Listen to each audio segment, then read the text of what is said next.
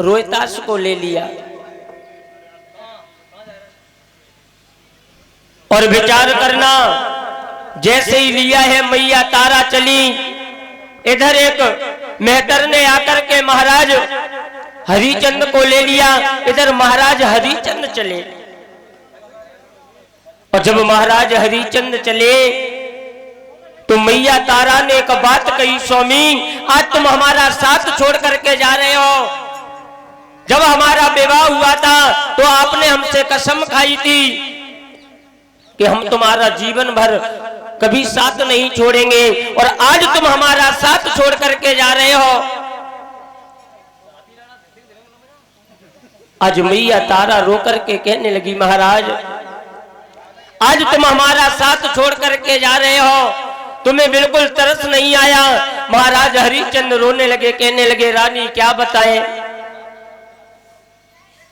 ये तो कर्मों का फल है। मैंने कोई ऐसे कर्म किए होंगे जो आज मुझे अपनी पत्नी को बेचना पड़ा, साथ में अपने बेटा को बेचना पड़ा है। महाराज हरिचंद रोने लगे, तारा भी रोने लगी। और जब आगे के लिए बढ़े तो विचार करना माता बहनों भाई बंधुओं, हरिचंद तो मेहतर के यहाँ पर पहुंचे और इधर मैया तारा पुत्र रोहतास ब्राह्मण के घर पर पहुंचे। मैया तारा घर का काम करती है और घर का काम करने के बाद ठाकुर जी का पूजन करने के लिए भोजन बनाती है। इधर महाराज हरिचंद मेहतर के यहाँ पर नीर भरते हैं। एक दिन का जिक्र है, महाराज हरिचंद जल भरने के लिए पहुंचे और जब जल भरने के लिए पहुंचे वहां पर मैया तारा को देखा। महाराज हरिचंद ने जैसे ही घड़ा उठाया पर घड़ा नहीं उठा, और जब घड़ा नहीं उठा तो आज महाराज हरिचंद ने इशारा किया, है तारा तुम एक काम कर दो, क्या तुम हमारा ये घड़ा उठवा दो। तो तारा समझा करके बोली, महाराज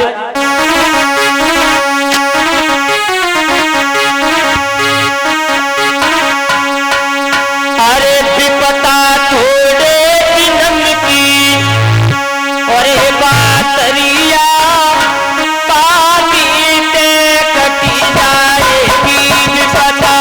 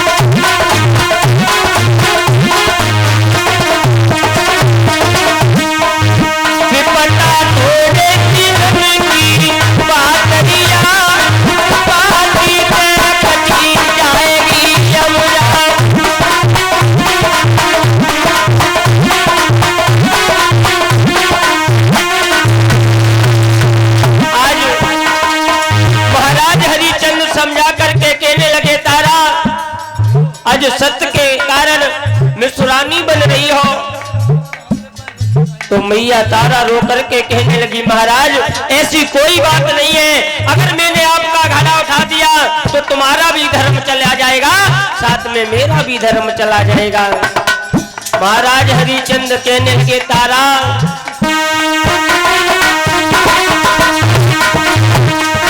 अरे रोहित की मैया